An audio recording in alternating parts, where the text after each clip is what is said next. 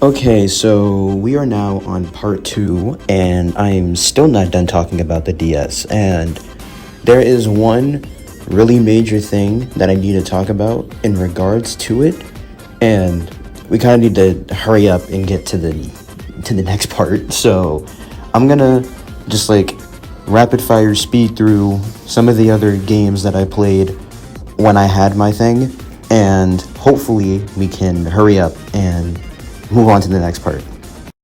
Ben 10 Protective Earth was really fun. Cooking Mama should have been in Smash. That one time Peach got her own game. My Sims Agents. Don't ask. Nintendogs. Continue not to ask. Kart racers with the D-pad are really disgusting. Mario Kart DS was the one exception. Scribblenauts and Super Scribblenauts were also really fun. And lastly, Mario and Sonic at the Olympic Winter Games was also a great time, and I think I have more hours on that game than the first one. Mostly thanks to the story mode.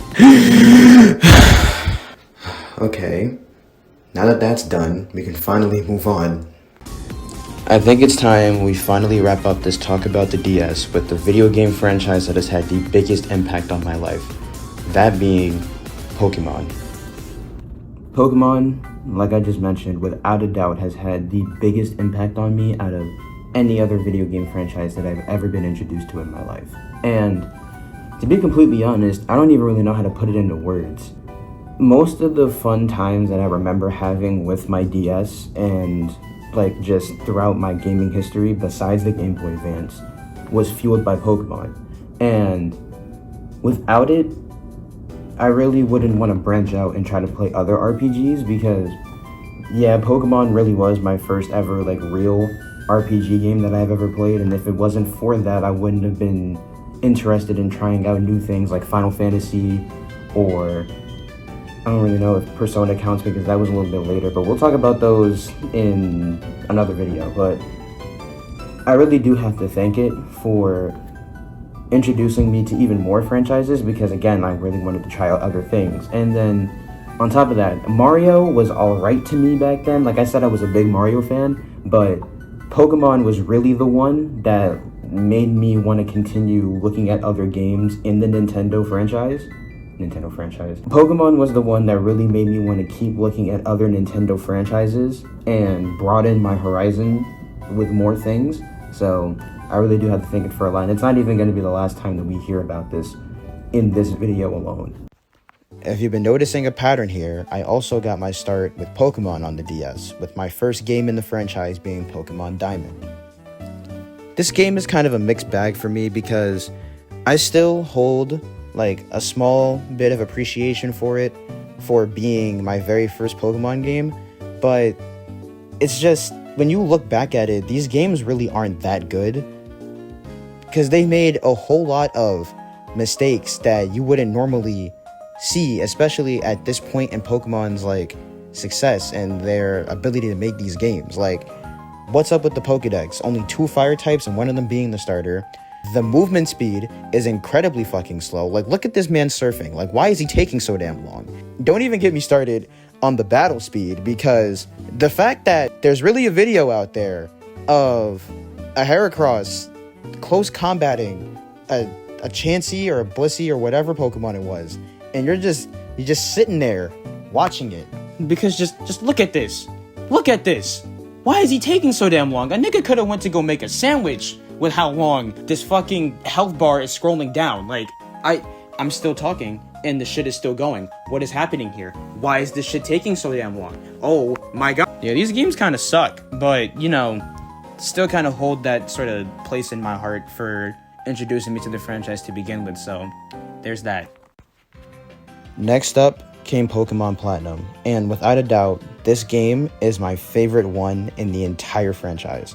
I put it above every other game. It's just that good to me. All of the needed improvements that it made over Diamond and Pearl, like the enhanced movement speed, the updated Pokedex, the enhanced battle speed, the better post-game with the fight area, the survival area, the resort area, the battle frontier, all of the changes that it made to the story itself to make things flow a little bit better, the introduction of Looker, everything that this game did was just great in my eyes. The only thing that they didn't improve on was the overabundance of HMs, and to this day that is still a really big problem to me, but I mean, what can you do? We're in a day and age where HMs aren't really a problem anymore, so we don't got to worry about that.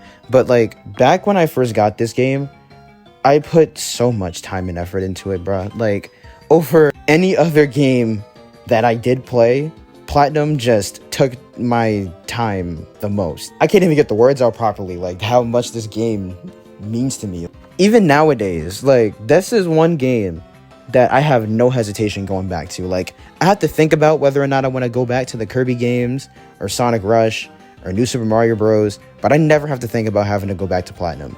And especially with these Diamond and Pearl remakes on the way in November and them looking a little iffy, loading up Platinum again is looking like it's going to be the better option anyway.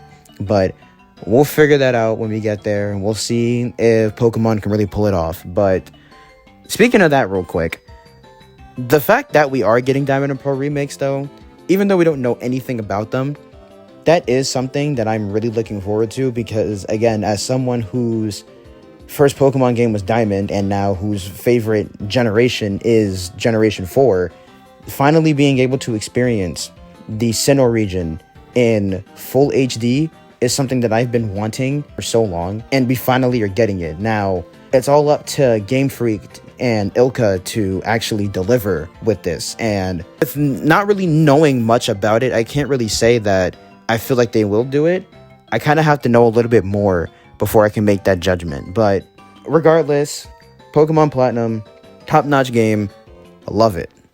Next up was Pokemon Heart Gold and Soul Silver. Now, I was kind of confused because this was my first time experiencing one of the remakes because I didn't know Fire Red and Leaf Green existed at the time that I got these games. And I was confused because I knew that they were going in order because like it was Kanto, Johto, Hoenn, Sinnoh at the time, right?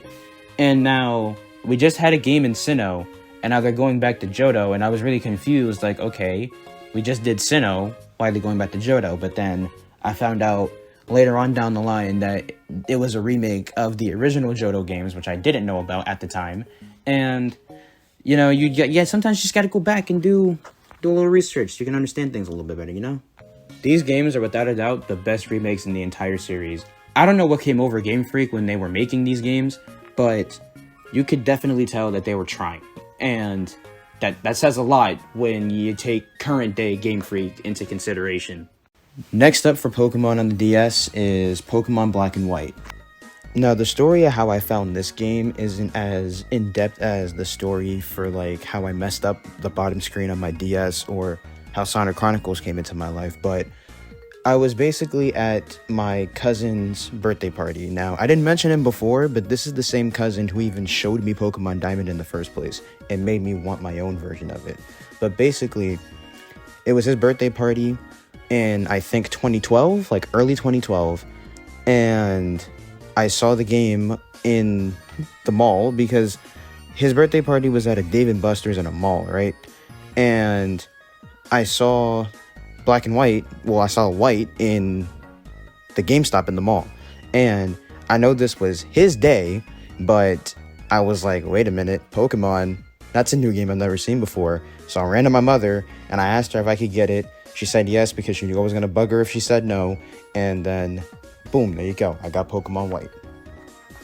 Gen 5 is my second favorite generation, and out of all of the reasons why I love Black and White, the main thing is how different it is, and the approach of making only the new 156 Pokemon available during the main game. And I really wish other generations afterwards would take this approach, but it wasn't really well received the first time, so it was obviously not going to be done again because during that time period, Game Freak cared. But the games are just really unique in my eyes, and like not the bad unique, like oh my god your hair is so unique, like not that, like the actual good unique, where like I said before, I like how different it is compared to the other games in the franchise. And I just wish another game in the franchise, like I said, took this approach of just being different instead of it just being the same shit over and over again. But maybe we can get that with Legends Arceus. I mean, the whole genre shouldn't have had to change in order for us to get something different, but that's a story for another time. Finally, we come to the final topic for the DS portion of this video. Pokemon Black and White 2. Now, earlier, I mentioned how Pokemon Platinum is my favorite game in the franchise, and I put it above all the other ones. That's for liking. That's for, how I like the games. In my personal opinion, Pokemon Black and White 2 are definitively the best Pokemon games in the entire franchise. I know people might think it's contradictory because you'd usually say that your favorite is the one that you think is the best, but I can think something is my favorite, but it obviously isn't the best thing. I don't have an example at the top of my head right now, but the main point is Black and White 2 have just so much passion and love and care put into these games, even more so than the game with the 2 regions in it, in my opinion. There's just so much going on here that is great, and it's such a well-needed send-off for the DS era of Pokemon games. Now, the story is not as good as Black and White 1's, but the content blows that game out of the fucking water. It's not even a competition. I'm not going to talk about all of it right now because I do plan on reviewing all of the Pokemon games individually in the future, but all I'm going to say is Pokemon World Tournament. It's all that needs to be said. These games are absolutely fucking amazing, and if there's any Pokemon game that I can recommend you play for your first bout into Pokemon, I would choose Platinum for your first thing, but then once you get a little more comfortable, I say play Black and White 2. Black and White 2 is just, I can't even describe it. I'm probably getting a little more hype for this one than Platinum, and Platinum is my favorite one, but woo, shit! With that being said, we are finally done talking about the DS, and the fact that this shit really took 2 whole parts, not 2 whole parts, but it took 2 half parts in order just to get all of it done, and we're still nowhere near done with any of this. We still have a bit more to go, so let's just move on to the next thing. I lied, actually. I'm not done talking about the DS just yet. There's something else about the regular DS that was also really fun to me, and that was PictoChat. Now, real OGs know what PictoChat is. Back in the day, you and your friends used to talk shit to each other on the bottom screen of your DS, just sending each other messages or whatever the case may be. Yeah, something like that hasn't really been brought back again, but that shit used to be fun. Okay, we're done with it for real this time, okay? Now, before we move on to the next major thing, I wanted to make a little quick mention to the DSi.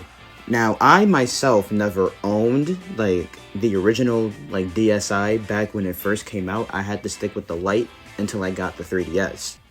I did experience the DSi, though, through my boy because he had it back in the day. And I got to see all of the little cool features and stuff, especially Flipnote. Flipnote was really my shit back then. Sometimes I would just ask the nigga to use his shit just to go on Flipnote and either make something or go watch some other things. It was pretty cool, in my opinion. And another really quick thing while we're talking about this, growing up, I didn't really have internet, right? I didn't have an internet connection until around, I want to say 2012, 2013, right? So for Platinum, Heart Gold and Soul Silver, Black and White, I had to go to his house in order to use the internet over there to get the Wi-Fi events that I didn't miss out on. And that was also my ticket to the GTS because, again, I didn't have internet connection at home, so I couldn't really do it myself. So it really came through during those times in need. Now, because of the fact that this took so damn long just to talk about the DS alone, after this next thing that I'm going to talk about, we are going to have to split this into a third part. Now, I promise the other retrospective videos are not going to be this long, but I just didn't realize how much, of an impact Nintendo truly had on me with all of the stuff that I really played throughout my time owning the consoles and stuff. And we're only on the second one, and it's taking this goddamn long. So, unfortunately, we're gonna have to cut it into a third part. So, let's hurry up, finally get to it. after all of this goddamn time, we can finally start talking about the Wii. Now, the Wii is my favorite video game console of all time. It's been since I got the shit back in like 2008, and it still is to this day. Like, so many of my favorite games from the franchises that I like are on the Wii. Like, my favorite Kirby game is on the Wii. My favorite Sonic game, well, my second favorite Sonic game is on the Wii. My favorite Mario game is on the Wii. My favorite Pokemon spin-off is on the Wii. Like, it's just, the Wii was really the console that truly, like, I know I said this with the Game Boy Advance and with the DS, but the Wii definitely was the console that solidified my want to play games, and that also solidified me as a Nintendo fan, and that was mostly due to one game in particular. That one game in particular was Super Smash Bros. Brawl. Brawl was my very first Wii game that I ever owned. Well, besides Wii Sports, because that comes with the Wii, but Brawl was the game that I got when I got my Wii in Christmas of 2008. And I have a lot of things to thank this game for, but the main thing is introducing me to all of the other Nintendo franchises that I'm a fan of today, besides Mario, Pokemon, and Kirby, since I already knew them. But without this game, I honestly don't think I would even care enough to go check out these other franchises. Just like everything else, I don't want to get too in-depth with how I feel about Brawl, because I do plan on doing a review of the game in the future. But just to like hit some really like key points, it was so fun back in the day being able to play with my stepsister at my dad's house, or when my friend owned it on his Wii, the same one that I talked about before with the DSi. I'd go to his house and we would do doubles against level 9 CPUs, or we just go up against each other. Like, the amount of fun that I had with this game, no amount of time spent on any other game on this console even comes close to the amount of time that I spent on Brawl. And without a doubt, the most time spent on this game had to go to the Subspace Emissary, which, in my opinion, is one of the most creative things that Nintendo has ever come up with. Now, the story itself isn't really anything to write home about, but it's just the sole purpose of seeing all of these Nintendo characters interacting with each other in these fully CG animated cutscenes that made things so great. Like, watching Diddy constantly try to bring the Star Fox characters with him on a journey to go find Donkey Kong. Or this scene right here where Mario, Pit, Link, Yoshi, and Kirby all show up to help people save the day. It's just, things like that are so great to me, and I love seeing the cutscenes. And I sometimes just sit down and just watch all of them on YouTube, like that whole, like, when they take all the cutscenes and put them together in like one big movie. And you gotta imagine me back in the day as a really huge Sonic fan wondering, like, hey, when does Sonic come into the story? And then you find out that he comes in at the very end of the fucking game before the final boss, and then you just sitting there looking like, why would you do this to him? There's just no reason to do that. But then again, though, the Sonic fan to me was also like, they needed Sonic's help in order to beat the big god guy thing, and it's like, at that point, you forgive it because of that reason alone. The only other game that I remember getting and owning for a while before everything else started rolling in was Pokemon Battle Revolution. When I was talking about my favorite Pokemon spin-off being on the Wii, this is what I was talking about. Now, I know not a lot of people vibe with this one because, you know, they would probably think that Stadium and Stadium 2 and then the GameCube games were better, but I genuinely like this game and I like it better than all of those as well. The gameplay ain't nothing to write home about. It's literally just a regular battle thing like you would do in the regular Pokemon games, just on the Wii. Now, what's funny to me, though, is that I think that the Pokemon in this game have much more expressive and better animations in terms of their attacks in battle than they do in the more recent Pokemon games, which is funny to me, but we're going to talk about that another time. Now, this is also another game that I plan on doing a review of at some point, so I'm not going to go too in-depth about how I feel about this game. But now, the one thing that I will mention is that the soundtrack for this game is not talked about as much as it should be because the shit is fucking amazing. All in all, this game was really fun to me. Now, before we talk about more impactful titles that I got on the Wii, I want to do another little segment where I talk about the more one-off things that I owned on there, because obviously you're going to have your little one-off games on any console that you own when you're a child. So let's just get through that. Order Up. Now, this one was more of like a fun, like restaurant management game as a chef, where you're like in the back cooking food for your customers, and you got to make sure that you get the right order for the right person. In thinking about it, this game was more my stepsister. She played this way more than I ever did. And if I'm being honest, I don't actually think I ever played the game myself, and I only ever watched her do it because I felt like it was too much going on for me to try to do on my own at that age. So that was still fun to me, though, to watch, at least. Cooking Mama Wii, of course, and I'm still gonna go with the saying that Cooking Mama should have been in Smash, and it's kind of upsetting that they never included her, but I also found this game to be really fun, and I think I might actually like it a little bit more than the DS one. Maybe I put them together, I'm not really sure, but seeing Cooking Mama again and talking about it in this video is making me really wish that this series would come back. I know there's that whole new one on the Switch, I think it was Cookstar, but I heard that there's a lot of legal and bad things happening with that game, so I don't really count it.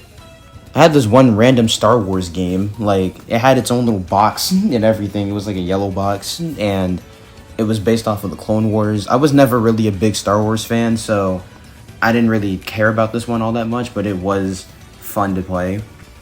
There were some Lego games in there, you know, more specifically Lego Indiana Jones and Lego Batman, and I mostly played those at my cousin's house because I never owned them on my own Wii. Like, I had Lego Batman on Xbox, we're going to talk about that later, but I mostly played those two games at my cousin's house on the Wii with him because we did co-op, and to this day, I still feel like they are pretty solid games, but there are much better Lego games now in my opinion, so would I ever go back to these two? Probably not, but you never know.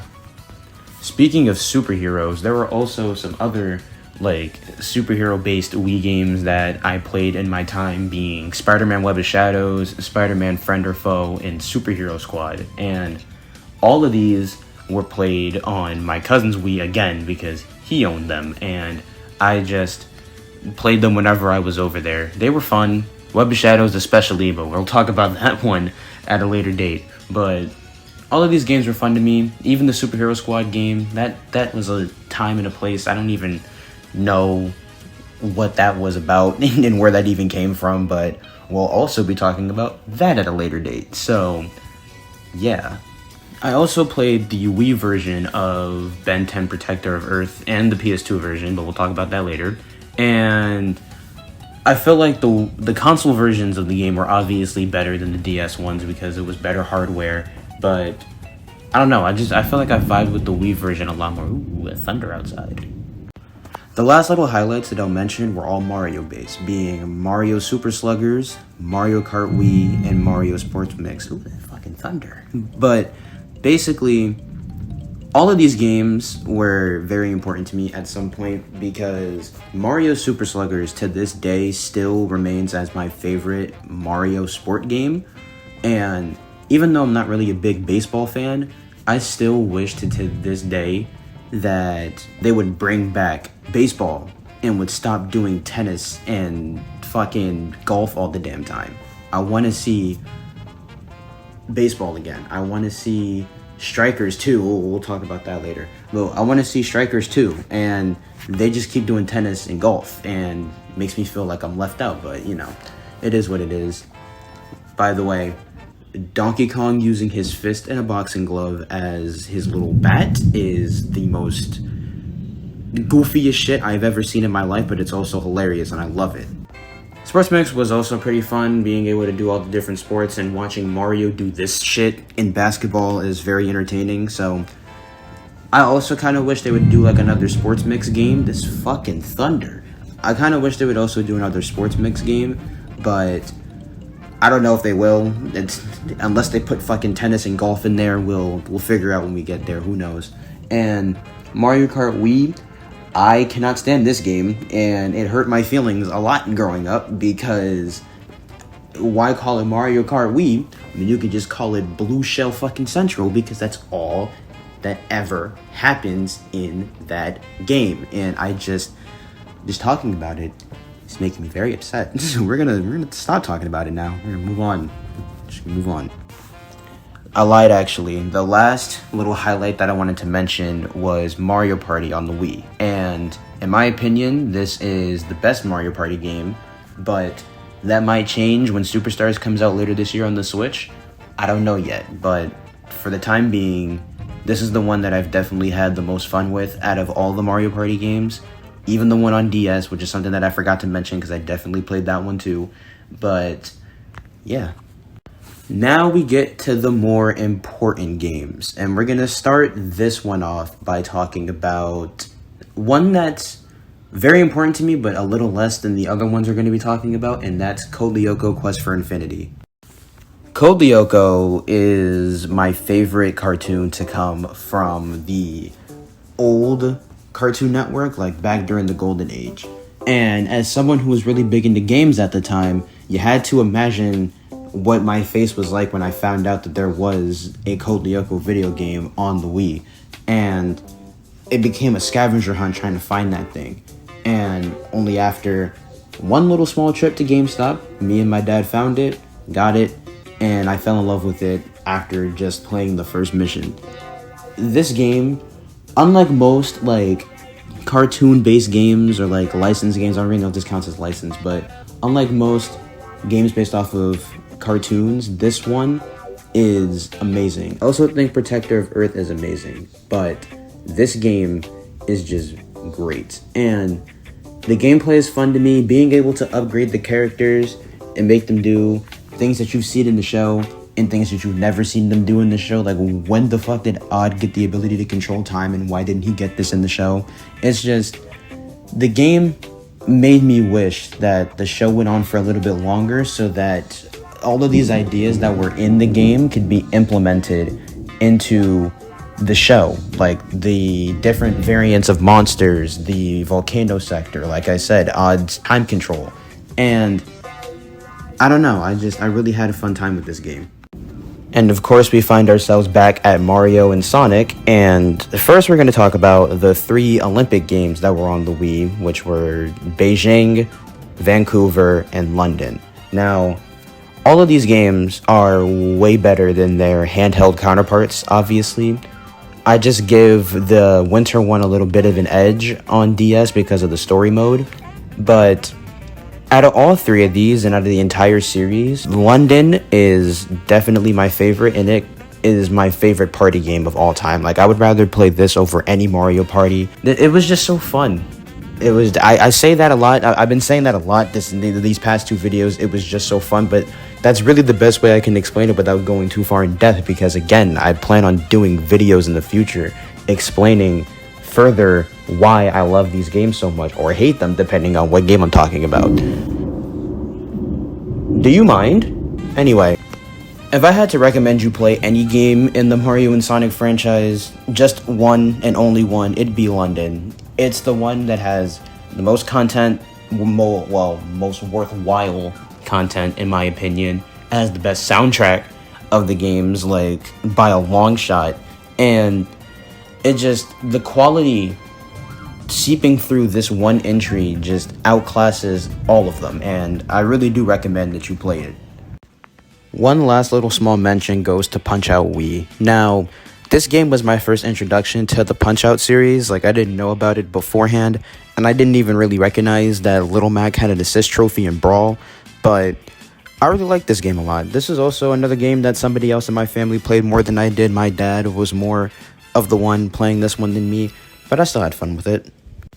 Now, I know I said we were going to start talking about the more important games with Code Lyoko, but now we start thrusting into the really important ones, and this first one being Mario Galaxy and Mario Galaxy 2.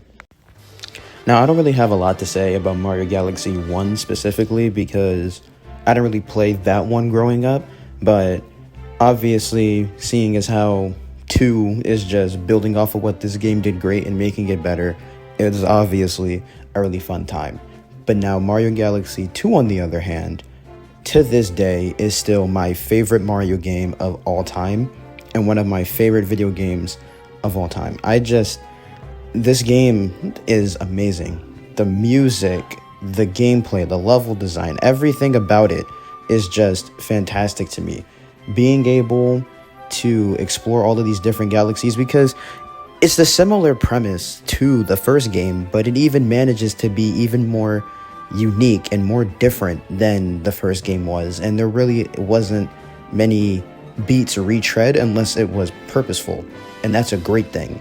And I really can't put into words how much I really love this game. And that same notion is even given to the next game we're going to be talking about, Sonic Colors. Sonic Colors used to be my favorite Sonic game until another one took that spot, but now it's my second favorite. I love this game too. Like, it was really that breath of fresh air that Sonic needed back during the Dark Age when everything was going downhill for him. Without this game, I honestly feel like he'd be in a much worse spot. I mean, obviously Generations took over and just did a lot of what Colors did better, but I really do feel like Colors was needed during that time period, and I'm glad we got a game like that. Now, a lot of people nowadays tend to not really vibe with it all that much, which is understandable, but for me personally, I will always be standing by this game. A little less agreeable in the eyes of many, Sonic and the Black Knight. Now, for a little bit, Sonic and the Black Knight was also my favorite Sonic game because, in my opinion, I really feel like Sonic and the Black Knight is the most underrated Sonic game and the one that doesn't get as much, appreciation as it should. In my opinion, it has the best characterization and writing out of any of the games. The music is amazing. The gameplay, to some, is not really what they were looking for because of the whole motion controls, but in my opinion, I think it's perfectly fine. This whole game I really wish more people would appreciate it, and a lot more people would just give it a better chance, but we'll go more in depth with that later. And just like last time, we're going to finish off this video talking about Kirby with Kirby's Return to Dreamland. This game is really fun. It's like the start of that whole new age Kirby that we've been getting for the last couple of games, and it was fun, but it was also relaxing, because Kirby's like that one series where you can just play to have fun. You don't really have to worry about anything because of how easy the games are. It's just a relaxing time, and I really did enjoy my time playing with it. And the music is also really good too. I mentioned the music a lot when it comes to some of these big games, but some of these games just know what they're doing when it comes to the music department.